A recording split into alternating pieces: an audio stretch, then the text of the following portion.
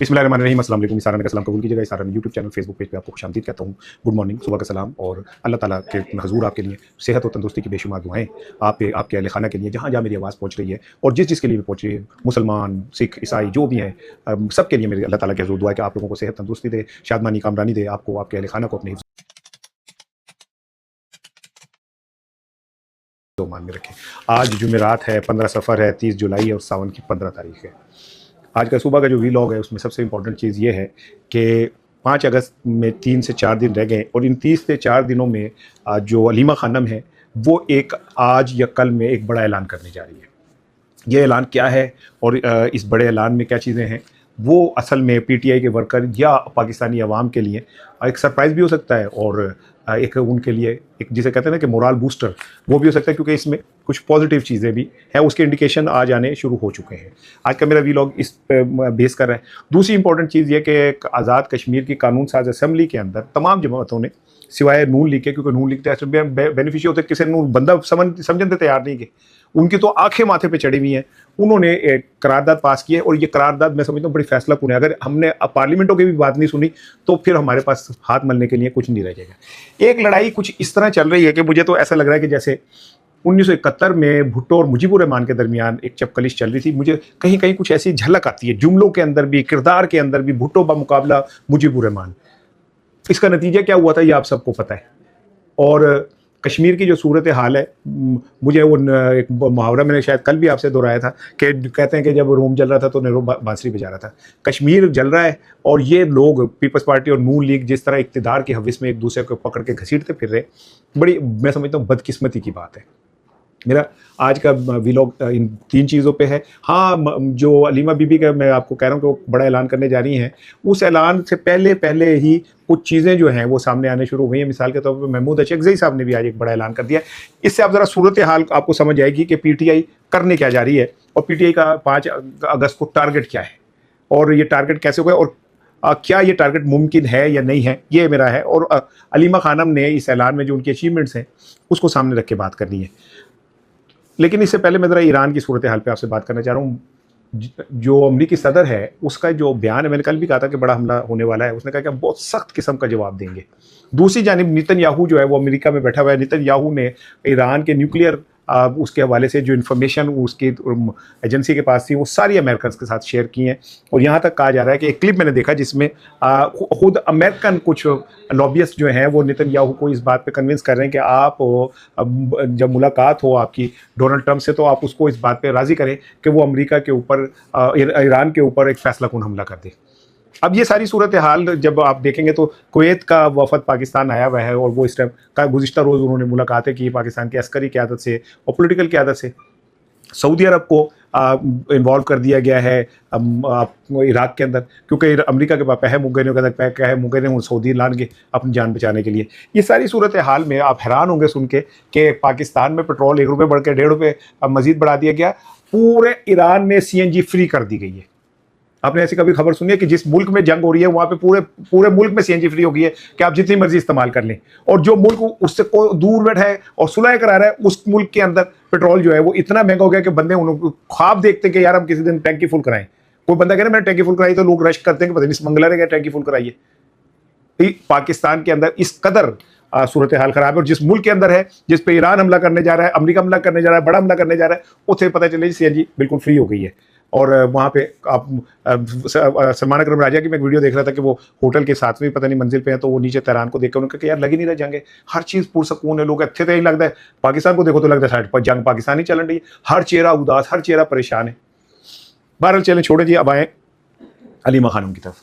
देखिए अलीमा खानम ने पिछले 1 हफ्ते में जितना होमवर्क किया, गली गली गई, सड़कों में, बाज़ारों में, उसका नतीजा क्या निकला? उसका नतीजा ये निकला कि एक अवामी कैंपेन तैयार हो गई है। ये बात मैंने खुद नहीं कह रहा, मैंने KP में आम लोगों से ज़रा राब्ता बता करके पूछा तो उन्होंने कहा जी इस टाइम वर्कर का मोराल हवाओं पे है, आसमानों पे है। और अलीमा खानम क्या कर रही है कि वो एक तरफ रैली निकालती हैं, स्ट्रीट मूवमेंट करती हैं, दूसरी तरफ वो तमाम मुतहारिब जो लोग हैं उन्हें इकट्ठा करती हैं। मैंने ये आपको ऑलरेडी बता दिया हुआ है कि वो कोई खाना खाली नहीं छोड़ रही जिससे 5 अगस्त का एहतजाज कमज़ोर पड़े या कुछ ऐसा हो। अब मेरे पास इतलात ये है कि अलीमा खानम साहिबा हो सकता है अगले 24 घंटों 48 घंटों के अंदर एक प्रेस कॉन्फ्रेंस करके ये बड़ा ऐलान कर दें कि पीटीआई 5 अगस्त को बराह रास्त पेशावर से अडयाला जाएगी और उसकी क़यादत कौन करेगा? अलीमा खानम अपने तौर पे जो करेंगी वो होगी, लेकिन अलीमा खानम ने सुहेल आफरीदी को इस बात पे तैयार किया कि आप लीड करें केपी में, क्योंकि आप सीएम हैं और इमरान खान ने आपको ओपनर बनाया था। दूसरी जानिब अचकज़ई साहब जो हैं, अचकज़ई साहब भी अलीमा खानम के साथ बिल्कुल मुत्तफिक हो गए और उन्होंने कहा कि जी 5 अगस्त से हम पूरे मुल्क के अंदर एक एहतजाजी मुहिम शुरू करेंगे। अब ये एहतजाजी मुहिम क्या होगी, कैसे होगी? अलीमा खानम ने एक तो इसका भी ऐलान करना है कि एहतजाजी मुहिम कैसे होगी। दूसरी जानिब पंजाब की जो क़यादत है उसे शर्म दिलाने की कोशिश की जा रही है यहाँ पे, और इमरान खान की बहनों ने खामोशी से पीटीआई के उन लीडर से भी रब्ता किया है जो समहाउ घर बैठ गए हैं और वो नहीं जबर बर्दाश्त कर पा रहे या नहीं कर सके और सब बैठ गए हैं, क्योंकि पीटीआई का जो प्लान है वो ये है कि जब वहाँ से केपी से काम शुरू हो तो पंजाब के अंदर भी प्रोटेस्ट शुरू हो जाए।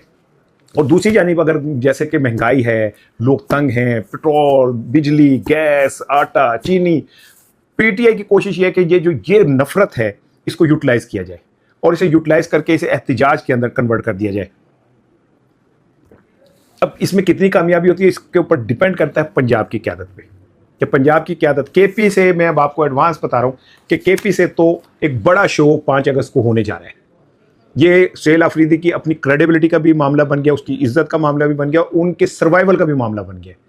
3 चीज़ें, क्रेडिबिलिटी, सर्वाइवल, ठीक है, और उनकी अपनी वर्कर्स के अंदर जो रिप्यूट है उसका मामला। अब ये 3 चीज़ें इकट्ठी हो गई हैं।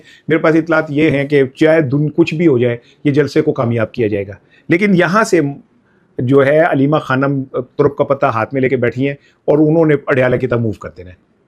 प्लान ये है कि अगर पीटीआई अडयाला 5 से 10 हज़ार लोग ले जाने में कामयाब हो गए और उन्होंने वहाँ पे धरना दे दिया तो सिचुएशन इमरान खान के वाले से रिहा तो नहीं होंगे, लेकिन बहरहाल बार्गेनिंग पोजीशन पीटीआई की बहुत ऊपर चली जाएगी, जिसके लिए अलीमा खानम ने ना सिर्फ ये कि गंडापुर से भी, हालांकि गंडापुर से उनका नहीं है, गंडापुर ने एक अलहदा लाइन ली हुई है, लेकिन इसके बावजूद पीटीआई की क़यादत ने गंडापुर से भी रब्ता किया है। यहाँ मैं अब एक और आपको बात बताऊँ, इस मौके पर जो लोग मंजर से गायब हैं, मिसाल के तौर पे पीटीआई के बहुत अहम तरीन कुछ रहनुमा पाकिस्तान में नहीं है, वो दानिस्ता पाकिस्तान से बाहर गए हैं, वो बाहर उन्होंने अपने फैमिली को भी सेटल कर लिया है, बाहर उन्होंने अपने कारोबार को भी सेटल कर लिया है, उन लोगों के हवाले से भी मार्क कर लिया गया है और अलीमा खानम उस दिन उन लोगों के हवाले से भी एक बड़ा ऐलान करेंगी।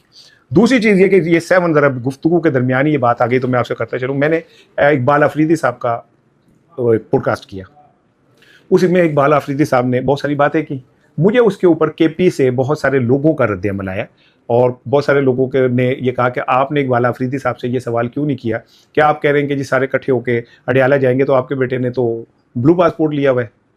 मुझे पाकिस्तान से बाहर से बहुत सारे लोगों ने भी मैसेज किया, बल्कि उन्होंने यहाँ तक कहा कि आप बिक गए, क्योंकि इकबाल आफरीदी साहब बहुत अमीर आदमी हैं, उनके पास बड़े पैसे हैं और उनके पास ताकत है कि वो कुछ भी खरीद सके, तो आप भी बिक गए। तो भाईजान मैं आपको खुदा को गवाह करके कह रहा हूँ, वैसे वजाहत की ज़रूरत नहीं है, लेकिन उस पॉडकास्ट के बाद आज तक ना मैंने बात की, ना फ़ोन किया, ना कुछ किया, लेकिन मेरा मकसद सिर्फ एक था कि जो पीटीआई के वर्कर्स का डीमोरलाइज हुए हैं, पीटीआई की लीडरशिप क्या कहती है, जो इस हवाले से इकबाल आफरीदी अडयाला भी पहुँचते हैं, ये वो, तो उस हवाले से था, तो मैं क्लैरिटी। और दूसरी बात ये बड़ी संजीदा है कि जो पीटीआई के वो लोग जिन्होंने पीटीआई के लिए कुर्बानियाँ दी, केपी में बहुत सारे लोग हैं जो कहा जा रहा है कि उनके वो मजबूर हो गए हैं।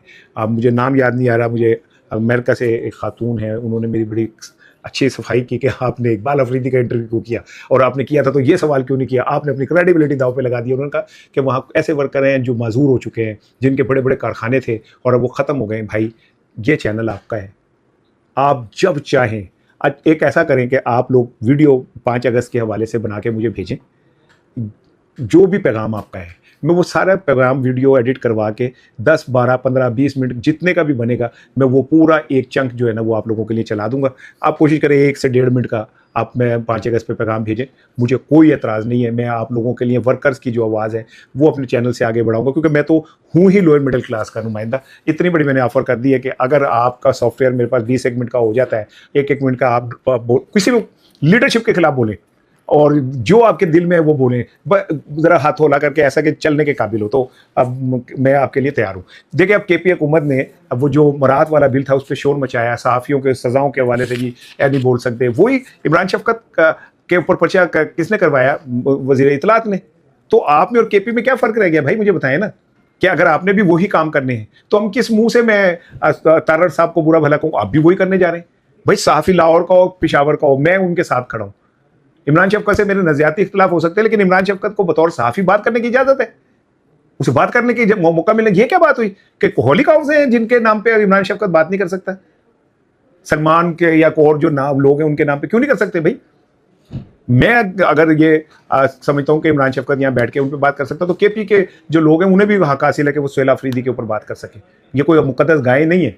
एनीवे, आज इस्तेकाक कमेटी का गुज़िश्ता रोज़ इजलास था मराहत के वाले से। इस्तेकाक कमेटी ने पूरा टिल ला लिया कि नहीं जी नहीं, इससे वो असम्बली की वो ख़राब हो जाएगी, हमने अगर बिल वापस लिया, ये किया वो किया। लेकिन अब वो चूँकि अवामी दबाव इतना पड़ गया है, वो स्पीकर जो केपी हैं उनकी तरफ से, सुहेल अफरीदी की तरफ से साढ़े लोना दबाव है कि वो वापस उन्हें लेना पड़ेगा। लेकिन अब इस बार तो उन्होंने बात टाल दी है। अब आ जाइए आखिरी चीज़ की तरफ, बड़ी इंपॉर्टेंट। कश्मीर की सूरत हाल जो है वो कोई ढकी छुपी नहीं है। अफसोस इस बात का है कि हमारा मीडिया जो है उस सूरत हाल को बताने पर तैयार नहीं है, जो किसी तरह भी कौमी खिदमत नहीं है। कश्मीर जल रहा है और पीपल्स पार्टी और नून लीग इक़्तिदार की जंग में एक दूसरे के ऊपर जिस तरह इल्ज़ाम लगा रहे हैं, मैंडेट मानने से इनकार कर रहे हैं। वो मैंडेट, भाई आप मुझे बताएं कि बिलावल भुट्टो साहब, जिस मैंडेट को आप कह रहे हैं कि ये चोरी का मैंडेट है, उसी चोरी के मैंडेट से आपके अबू सदर बने वोट से। तो आप या तो आप हिम्मत करो और को जी हम नहीं मानते सारा कुछ और हम छोड़ते, अगर नहीं तो फिर ये ड्रामेबाजियाँ आप बंद करें।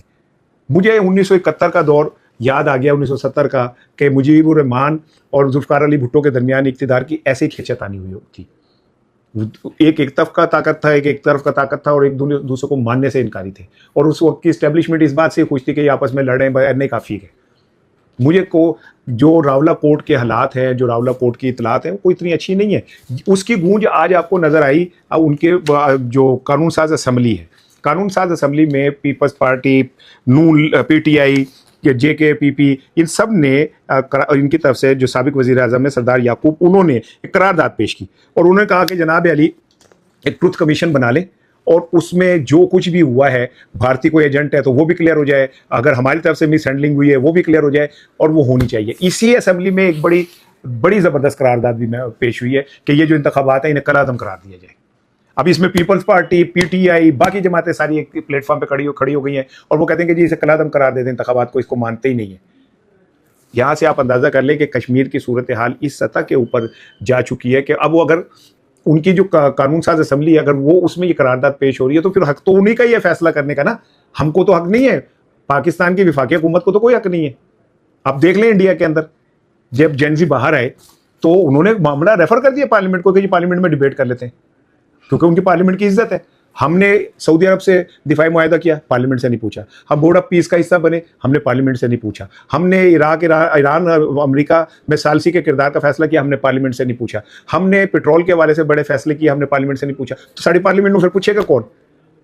पार्लियामेंटेरियन की इज्जत कौन करेगा? बस तो तनख्वाह दे ली मराद के लिए है, लाखों रुपए आपके स्पीकर को और चेयरमैन सेनेट की तनख्वाह बढ़ाने के लिए और अरकान असेंबली की तनख्वाह बढ़ाने के लिए बस पार्लियामेंट है। अब अगर आज़ाद कश्मीर की कानून साज असम्बली ये करारदाद मंजूर करिए तो इसे मानना चाहिए, और पीपल्स पार्टी की हुकूमत है वहाँ पे। पीपल्स पार्टी करे ऐलान कि जी ठीक है हम इसको कहते हैं कलादम करा देते हैं, लेकिन थोड़े अंदर साथ नहीं के आपके गिट्टे गोड़ों में इतना पानी नहीं है बिलावल भुट्टो साहब कि आप ये सब कुछ कर सकें।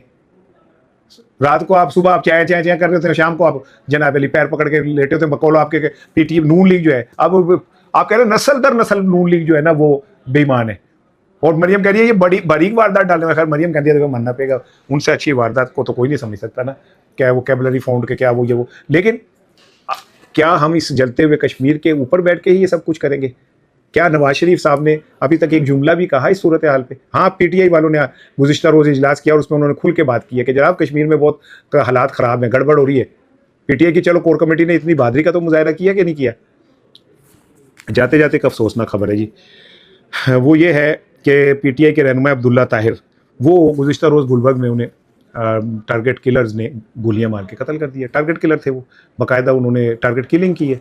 तो पंजाब में जो ये दावे नारे हो रहे थे कि पंजाब बहुत पुरअमन हो गया है, पंजाब में वो कहाँ चले गए?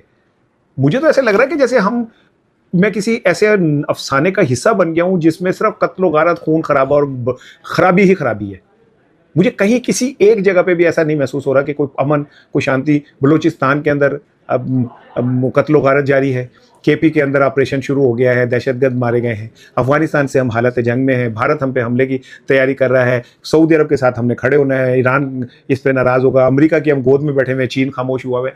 मुझे नहीं समझ आ रही कि हम कहाँ जा रहे हैं, कहाँ नहीं जा रहे। इसकी पाकिस्तान के अंदर लॉ एंड ऑर्डर ताकतवर के आगे कानून कैसे एक तवाइफ की तरह नाचता है। I am sorry.